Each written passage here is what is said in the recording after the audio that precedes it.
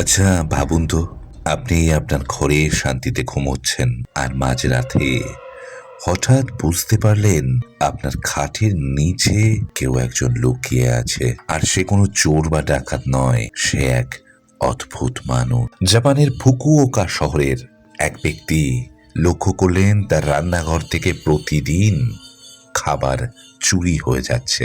CCTV camera বসানোর পর যা দেখা গেল তা দেখে পুলিশও চমকে উঠেছিল।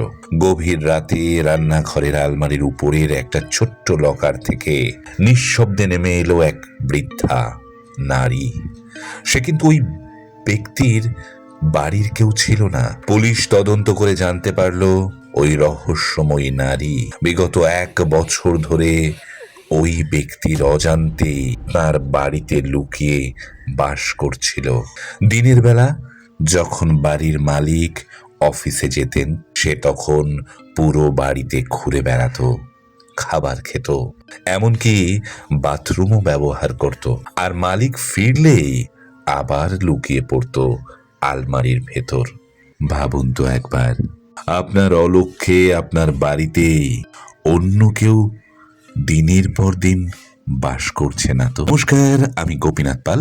রহস্যের এমন সব সত্য ঘটনা জানতে এখনই লাইক আর সাবস্ক্রাইব করুন।